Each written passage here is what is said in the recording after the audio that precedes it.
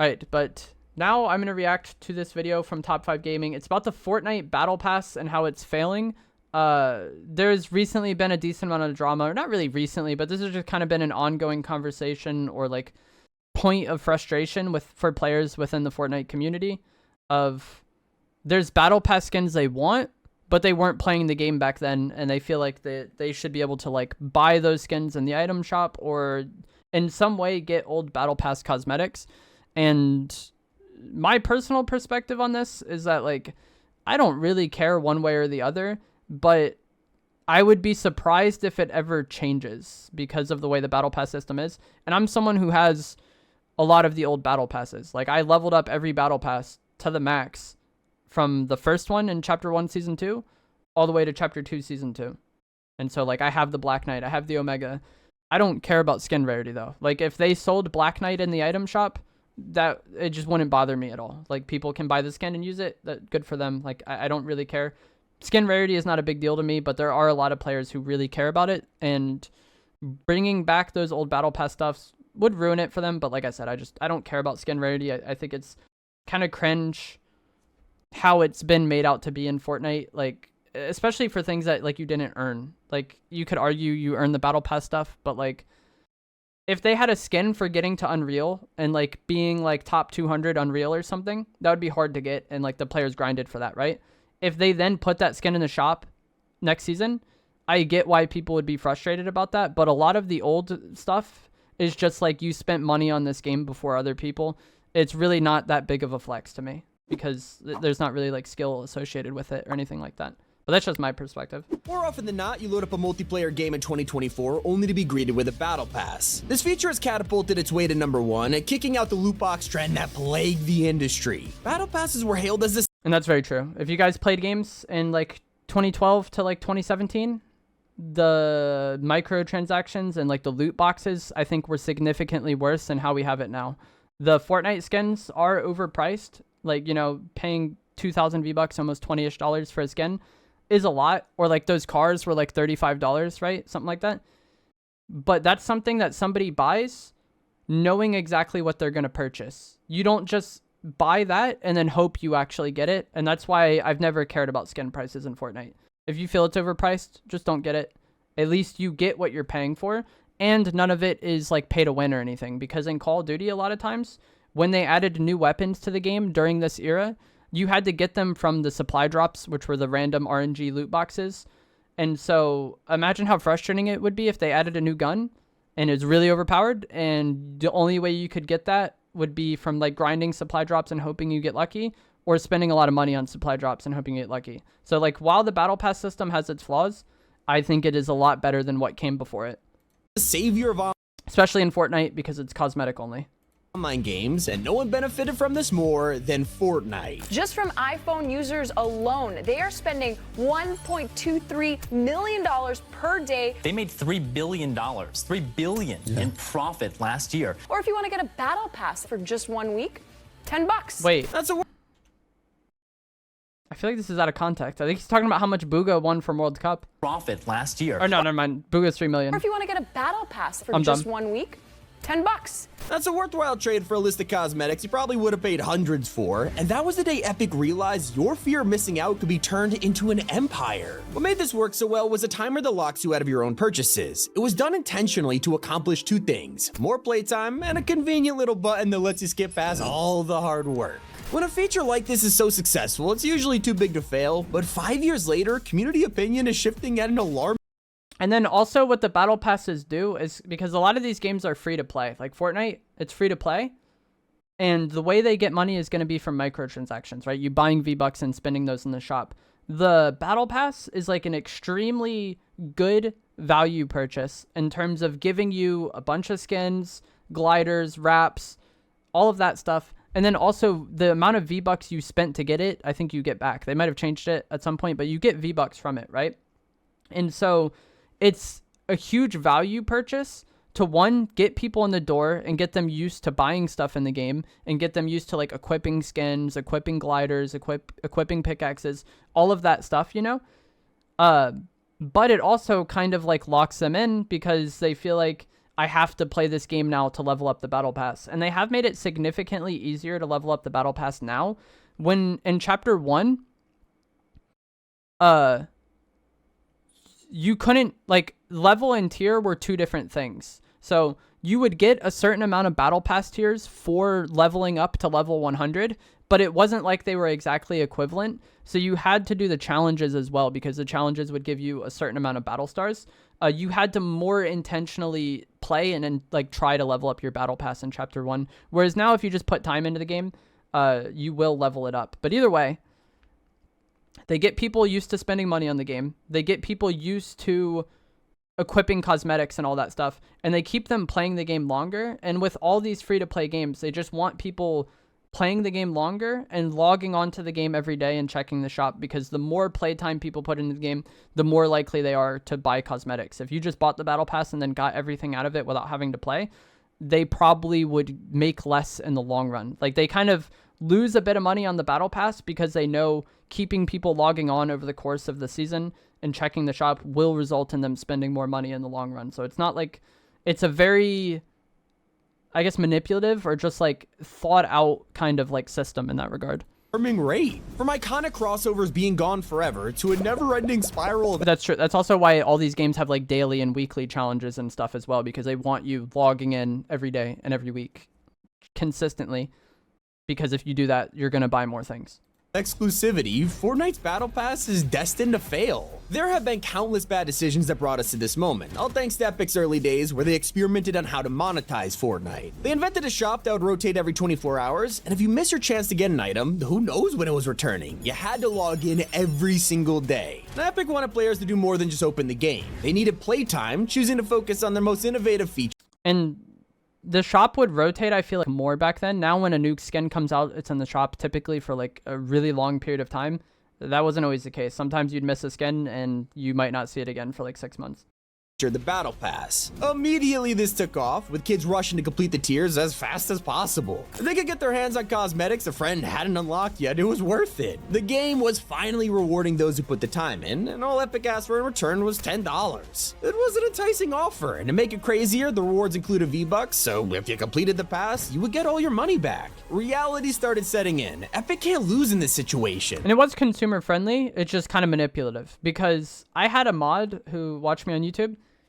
He bought one battle pass and then didn't spend money on the game for like another like 2 years. He would just kind of take the V-Bucks he got from one battle pass and then use that to get the next battle pass, and then every season. So it's like, if you do it like smart, it's extreme value, but they know most people aren't going to have that level of self-control or care, and that they'll just make more money anyways.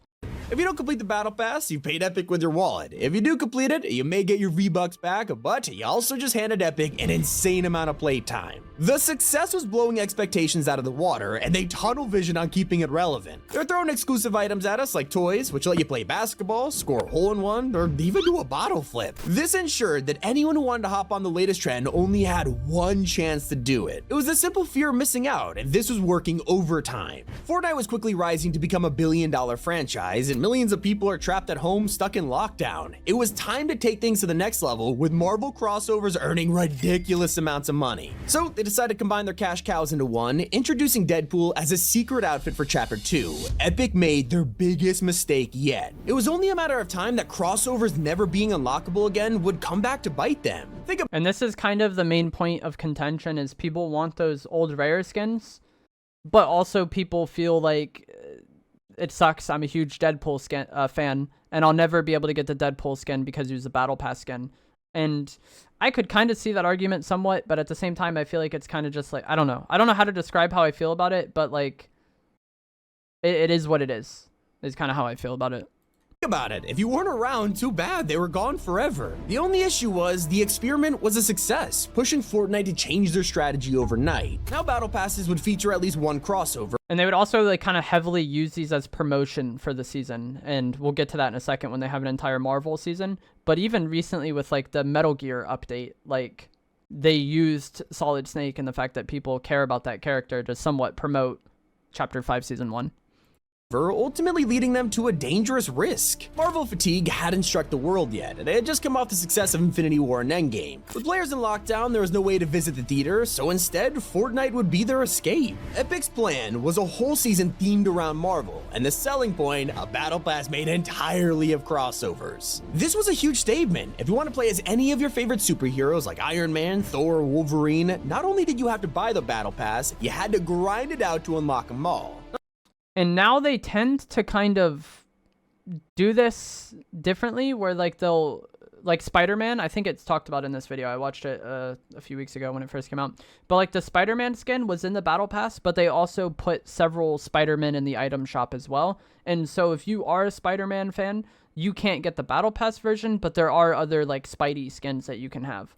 I'll admit it wasn't a big deal at the time. But I think a lot of these characters, that's not the case. If you missed them, you missed them. Everyone had the chance to play, and the season gave us plenty of XP to catch up. But little did we know that Fortnite wasn't going to slow down. As the seasons went on, the most anticipated collabs of all time kept finding themselves in battle passes. The Mandalorian and Baby Yoda, Rick Sanchez, even Superman were all tied to their seasons. Then Epic introduced yet another way to capitalize on your fear of missing out, the Fortnite Crew. This monthly subscription service offered one exclusive skin a month, and to kick things off, they threw Loki in the pass. If you didn't fork out the cash in time, he was gone forever. And still, no one really complained. If anything, players were more concerned about the lack of original outfits in these battle passes. We were getting tired of seeing countless crossovers. There was a time to think about the fundamental problems appearing before our very eyes. Again, like I said, they use these skins to like promote the seasons. Chapter 3, Season 1, people call like Spidey season, because like Spider-Man was a tier 100.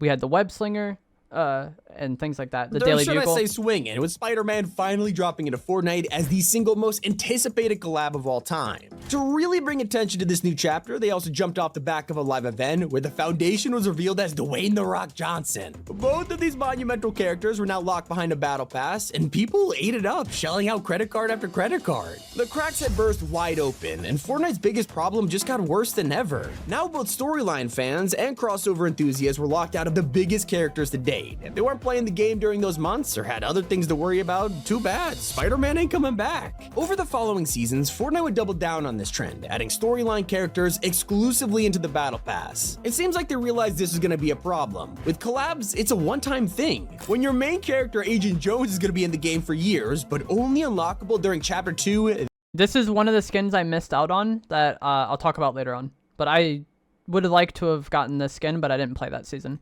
This is bad. So they changed their strategy. Now most storyline characters only appear for the season they're sold in, like the Cube Queen, the Ageless, the Herald. It might be a solution for the battle pass, but then it affects the story of each season, making it forgettable and rushed. As for crossover, I never thought about it like that, but I do get that point. So basically he's saying that every season they want to have a different storyline character in the battle pass. So each season has to kind of just like either introduce a new storyline character or completely get rid of the old ones. There's not as much like development that there's not as much development with the storyline season to season. It's more of like a one-off, like this season is about this, and then the next season is about this completely different thing, and then so on and so forth.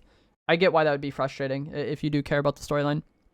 Not the biggest into the Fortnite storyline, but from the criticism I've seen of people that are, it definitely is that like it's very disjointed and random and doesn't like flow season to season as well as it used to. Epic has been searching for a solution ever since. I do think it's a little weird that, you know, if a kid starts playing Fortnite in 2024, like they'll never be able to be Superman or the, you know, the OG Spider-Man and a lot of the collabs that have come and gone. Maybe they didn't have money at the time or were too young to play it. So Epic needs I guess the way to describe how I feel about it, because there are some Battle Pass skins that I missed out on that I wish I had, because I quit Chapter 2 Season 3, came back Chapter 2 Season 8. I like the She-Hulk skin from Chapter 2 Season 4, the human version of her. I like the Jules skin a lot in Chapter 2 Season 3, and I actually bought that Battle Pass. I just quit like the second day that season was out. And then also the Agent Jones skin from the Battle Pass he showed earlier. I would like to have had those skins, right? But I don't feel like cheated, or I don't feel like it's unfair that I don't have them. And I guess that's just because I'm more accepting of like the system being the way it is. But yeah, like there's skins I wish I had, but I don't feel like it's unfair or cheated or whatever. I didn't play the game during those seasons. Like, it is what it is. And it is also nice that they have different skins. Like, I like the jewel skin. I'm sad I missed out on that one, but I have beach jewels as a skin. And so, like, there are ways to get the characters. Even if you didn't play that season, we recently had Eevee and Geno both get, like, new versions within the past month. Find a way to sell these characters beyond a couple of months, and this is where they introduced remixes. Dropping a new version of the outfit in the item shop, no one can complain. It's just a different type of... This was kind of always a thing, though, not just for collabs, because there would be like a male version of a skin in the battle pass, and then like the female version would come to the item shop. Like, I'm trying to think of an example. There was like the Giddy Up skin, which was the llama rider, who was a battle pass skin, and then there was also a female version that was in the item shop. I think Calamity had a male version that was an item shop skin that season. And I'm trying to think of others, but that would be typically the case. There'd be like a male and female version of each skin set. One would be in the battle pass and one would be like an item shop skin. And so they were kind of already doing that, but they started doing it with collabs. And I think that makes a lot of sense to kind of like please everybody. But Spider-Man, guys. And honestly, it's a genius way to do things. Imagine you got people to spend money on your battle pass just to get Spider-Man. Clearly, they love the character. Then you release a Tom Holland version for all the people who missed it, and also for all the battle pass owners to buy. Yeah, someone in chat just said Red Knight and Black Knight. Red Knight was an item shop skin. Black Knight was a battle pass skin. That's like a good comparison. The same character again. It's an endless cycle of money. Well, this pays off every once in a while. Sometimes Epic... Same character again. It's an endless cycle of money. Well, this pays off. This is a Chapter 1 Season 5 Battle Pass skin. This is an item shop skin. And so, like, that's kind of like what I was saying, where they'll make different versions of the skin for the item shop. Every once in a while, sometimes Epic takes things way too far, releasing remixes such as the Ageless Explorer or the Weekend Combat. There's versions that have different outfits, so they get... This is Chapter 4 Season 1 Tier 100 skin. This is an item shop skin. Sell it out of a battle pass. In fact, Fortnite's most evil approach is when they split a crossover in half. They announce a massive collab with something like Star Wars or Attack on Titan, then put your most anticipated character at the end of a battle pass. Whether it's a dedicated mini version or the seasonal tiers, if you want that skin, you'll need to pay for it and then complete as many levels as required. Then, at the same time, they'll drop the other characters from that set in the item shop, forcing you to pay even more V-Bucks. Now, instead of offering you a bundle with the entire collab in it, it's spread throughout the game, pushing players to spend more money than they ever needed to. That doesn't mean they drop a bundle anyway, which was especially obvious in Mr. Beast's collab. Despite having two outfits, they had their own bundles rather than a pack. Again, I just don't really care about this stuff. I feel like you could argue all of the skins in the game are overpriced just because like they're not necessary and they're just like pixels, you know? Yeah, I don't to get know. everything in one. They know just where to put these skins specifically to capture that engagement more. And it sucks that if you're at like the very end of the pass and there's only like a few hours until the next season, yeah, you are forced to buy tiers. Then even at that point, you don't even get like the edit styles. It's supposed to overwhelm you. It's supposed to pressure you to buy the tier. Okay, yeah, so this is something that I can't really relate to because I'm a streamer and a content creator and I play the game so much anyways, that if they made it inconvenient for me to unlock the stuff from the battle pass, the average person is going to have no chance because I play a lot, right? And I've always been like that with games. When I was a COD player, before ever streaming and making content, I would put a lot of time into those games. And I was always someone that would typically play one game until I got burnt out on it and then kind of go to the next, you know? And so the downside of the battle pass system just isn't as much there for me. But for people who have lives, or people who like to play other games, this is where it like can end up being a problem. But I have no life. I do not touch grass. And then also I've kind of been someone who fixates more on one game rather than playing several. So I don't really know what it's like to have to worry about this sort of thing. Now, with multiple modes releasing, Fortnite is doubling down harder than ever on battle passes. We have a seasonal pass, a festival pass, a collaboration pass. They'll probably give one to Lego Fortnite and Rocket Racing too. It's getting out of hand. It's a little bit concerning. I'm already getting a little bit overwhelmed right now just in the item shop, seeing all the different modes have their like different skins and the festival mode like equipment. So if they do end up going the route of having multiple different battle passes, which isn't the worst thing That would be interesting, and I also wonder how they would handle that with Fortnite Crew, because Crew gives you the battle pass if you're subscribed to Fortnite Crew when there's a new season, or like during the month the new season releases. Would Fortnite Crew give you all of those battle passes and then even be like even more of a value add? I don't see myself being concerned about this though. I find it very unlikely that them having a battle pass for like Rocket Racing would make me play the game mode when I don't want to play it anyways. But some people are hyper, like the way they enjoy the game is by like unlocking everything, and so like those players would probably be like impacted by that.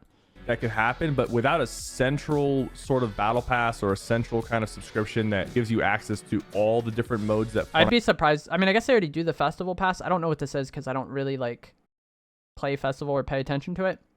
I really liked these mini battle passes.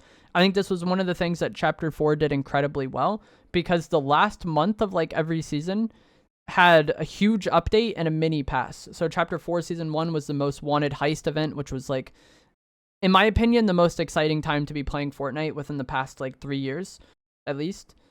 Maybe OG would rival that for some people. We had the Star Wars one. I don't care that much about Star Wars, but it was still a very impactful update. It was interesting to at least be a player in the game that wasn't stagnant, you know? And then also I think it was Jujutsu Kaisen was the one for Season 3. And then I guess you could kind of argue that OG was like the last month thing for Chapter 4 Season 4. There's like kind of a one-off thing. But like each season in Chapter 4 had something really shake up the game in the final month, and it made it a lot more exciting to play the game. Regardless of whether or not you wanted to buy this stuff, there was still like a huge late season update that made the game very fun to play. Fortnite offers, you're gonna kind of split up the ecosystem, and it might do more harm than good. It's getting out of hand, and if they're gonna throw all of these at us, the half-a-decade-old problems need to be fixed. If you pay 950 V-Bucks, start grinding it to get your favorite character, only to miss out on completing it in time, it sucks. There's countless reasons why someone doesn't finish every tier, but the punishment is insane. It's almost like you never bought it in the first place. I play Fortnite every single day, and I still didn't complete the all gold Peely skin from Chapter 2. Let me see where I got. I didn't finish it either. So Chapter 2 Season 2, the Battle Pass skins got these like extreme styles that were all gold. Every Battle Pass skin got this because they kept delaying the season. This is one of the things they added. And I think for full gold Agent Peely, you needed to be level 450, but I think you could start getting it at 400, or it was something like that. It was either 400 to 450 or 450 to level 500 to get the fully gold Agent Peely. I got him partially gold, not full though. I just didn't care about getting it, to be honest. I don't think I did any of the challenges that season, and I didn't really play to get it. Also, creative XP wasn't really a thing at the time. But I just didn't care about getting this because I was like, I'm never going to use it anyways. Because I just don't really like using the Peely skin. And I don't really, you know, I haven't thought about it really since. Like, I don't feel like, I don't care that I didn't get that. Season 2. That was just like a very strange feeling as someone who plays the game every day. So I can only imagine. But his point is kind of like what I was saying earlier, where like if it's so extreme that streamers who play the game way too much aren't able to get it, then the average player is not going to be happy. That's basically what he's saying here. And if people are playing the game on the weekends and they got work and school to worry about, and they spent this money on the battle pass, but then they don't end up unlocking all the skins, that's definitely not a good feeling. And I certainly wish at the very least that there was a little bit more time, or a lot more time, to complete the battle pass. Did you know that on average, the battle pass takes almost 100 hours to complete? And with some seasons being as little as 2 months, that's an... I feel like this is a stretch. I feel like most seasons are 3 months. And then there's like Chapter 4 Season 4, I think might have been 2. And maybe Chapter 3 Season 4. But the reason why Chapter 4 Season 4... Oh, he is going off Chapter 4 Season 4. Okay. But I think the average season is longer than 2 months. This was a special case because what would have been the last month of that season was Fortnite OG season. An average of an hour and a half per day, just so you don't miss out on something you paid for. That is kind of nuts to really think about, because I don't see it that way at all. That includes like completing challenges and stuff too, and or is that just it is with challenges too? Oh my god. There are plenty of cosmetics in Fortnite that includes V-Buck challenges, and it goes into your quest tab to complete whenever you want. Maybe battle passes could be like And this. then they usually do like a level up quest pack late in the season, which is like, I think you have to pay like $10 or something like that, but you get like 30 levels from it or 28 levels from it if you collect everything. I think they try to make it attainable for the average player. Again, they studied all of this and like min-maxed it to the ultimate extent. Let's just say it takes 100 hours. They probably did research somewhere and found out that the average player will play 80 hours a season. And so they made it a little bit higher than that just to like milk is a little more playtime out of people, you know? Like that's the whole goal of the system is people spend their money up front. They feel like they have to unlock everything and then they end up playing slightly more than they would otherwise. And then because of that, they're exposed to the game more, they're exposed to the shop more, and likely more money will be made as a result. That is why the system is the way it is. Once the season ends, you can continue to progress, at least for the regular tiers. Bonus. And that's why I don't think they'll ever change it, because without the fear of missing out, the whole system doesn't work from Epic's POV. Like, it doesn't accomplish the goal that they seemingly have set for it.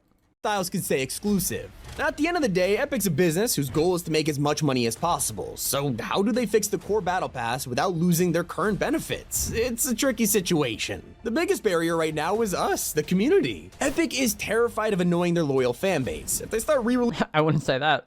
releasing battle pass skins, I hate to say it, but millions of people would be furious. Most of you watching this video right now probably Again, I wouldn't care. So like I've talked about in the video, I don't think they're going to change it. That is what I think is likely to happen. What I think is likely to happen is different from what I would like to happen or what I would be decent with happening. Like I said at the start, if they wanted to sell every old battle pass skin in the shop tomorrow, it would not affect my enjoyment of the game whatsoever. But I just don't see them doing that.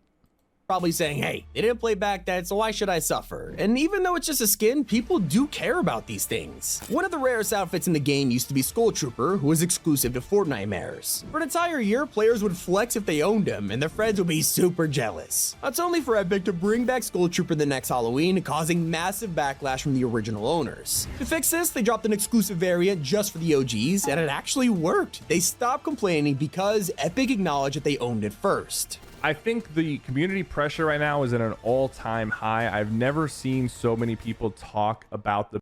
I think a lot of people were talking about it. This video is a few weeks old. It was before Epic came back from break, and I think that's why a lot of people were talking about it, was because there's not anything as exciting to talk about in the game. It was kind of a stagnant point in the game. I never cared about skin rarity. I never thought it was a big deal. Back in the day, it kind of would be an indicator that someone was decent at the game, because we really didn't have things like creative. Playground was a thing, but the game had only been out for a few months and there wasn't as much of a way to practice. And so someone who had just spent more time in game or had been playing the game for longer was probably going to be better, you know? And so that was the only time I really thought about skin rarity, or was like, okay, that guy's Skull Trooper, he's probably going to be good, was just in the first few months of the game. Now the game has been out for so many years that just playing a few months before others isn't as big of a deal. And then also there's things like creative mode and all that to practice.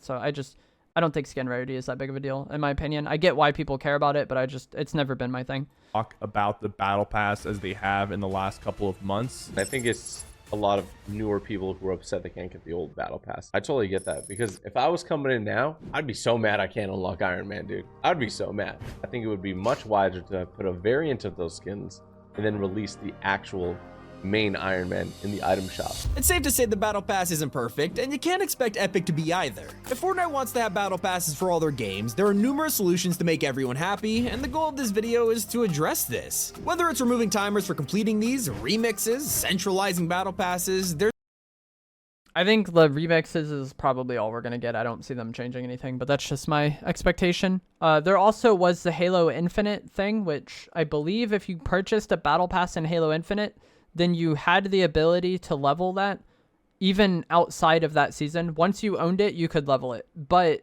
you could only level one battle pass at a time. And so that would apply to me, because I quit Chapter 2 Season 3, but I did purchase that battle pass, and I would be able to get some skins that I wish I had, but I don't even care enough to complain about it. Maybe they'll do that. I feel like Halo Infinite kind of did that because it was a less popular game and they kind of had to do something to like get attention. But I think the FOMO is working exactly as Epic expects it to. I really don't think it's accidental. I think everything was, you know, min-maxed and engineered to be the way it is to milk as much playtime out of people. But that is going to be it for this video. Let me know what you guys think of this, what you think of the Battle Pass system in Fortnite, and if there's any Battle Pass skins you missed that you wish you had, let me know down in the comments below, and I'll see you guys in the next one. Thanks for watching.